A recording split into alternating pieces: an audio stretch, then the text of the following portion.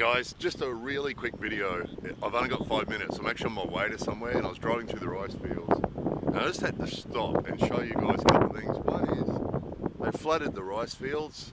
It's always interesting. You can drive through the rice fields every day and it's always a little bit different as the year passes. And we've made lots of videos in rice fields over the years.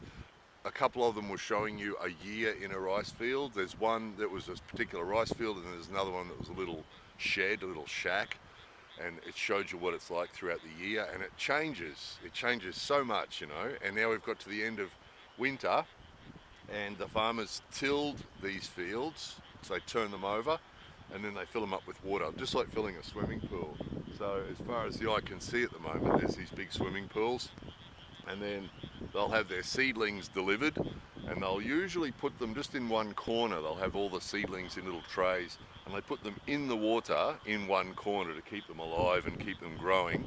And then the planting machine will come along and they'll load them all into the planting machine and plant them. So that happens, and every week when you're driving through the rice fields, you sort of see a different part of the process. And I just love it. That's why over the years I've made lots of videos in the rice fields, because it's a really central part of Japanese life, and it's not the usual imagery you get. You know, when you watch, if you see videos about Japan, usually they show you, you know, Shibuya or one of those places in the middle of Tokyo with lots of people and all that sort of stuff, and you know, or they show you parks and cherry blossom trees, you know. But the rice fields is sort of like the essential part of Japan, really. I mean, that's where the rice comes from, you know, and it's just different. It's just different. I'm standing out here in the middle of a little street, talking pretty loudly, you know, and no one can hear me. It's a really nice place to be. It really is, you know. It's got its own ecosystem. We've showed you so many animals in the rice fields over the years, you know, because, you know, the rice attracts insects and little things that attract bigger things, you know, frogs. You can hear the frogs starting up. And then you know, snakes and birds, and you know, it's alive. It really is alive. You know, it's a sort of like the heart of Japan, or the stomach of Japan. I don't know. It's sort of like one of the essential parts of Japan. So I love it. I love it. That's why I've made so many videos from rice fields over the years, and I'm going to keep doing it because it's just great. You know, there's something really relaxing.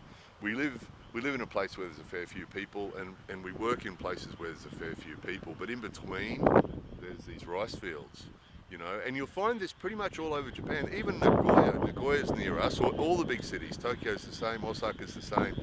Once you get outside the city, there's rice fields. And when we fly over Nagoya, I mean, Nagoya's got 12 million people or whatever live in Nagoya city, and yet when we fly, and those of you who watched our flying videos, from the center of Nagoya, there are rice fields within a couple of kilometers of the center of Nagoya, you know, and the government's preserved them over the years because they know that they're essential for the food preparation, or the food production of Japan. They preserve the rice fields, and they actually, what do they call that? They zone them, that they can only be used for rice fields. So you can't buy a rice field and turn it into a hotel or a house or something else. If it's a rice field, it can only be used as a rice field by people who are licensed farmers. So that protects them, which means a place like Nagoya, from Nagoya Central Station, where the Shinkansen comes and goes and all the rest of it, from there it's only a couple of kilometers to the nearest rice field. So go straight to the river and you can see rice fields right there. So just wonderful. It's such an escape, you know. It's such an escape to be able to stop out in the rice fields like this. You know, no, big sky. The horizon's far away all the way around. So big sky, fresh air. You know, the sound of frogs, and some crazy foreign guy talking to his camera. That's time. Time's up. I hope you got something out of it, because I love this place. More videos coming soon.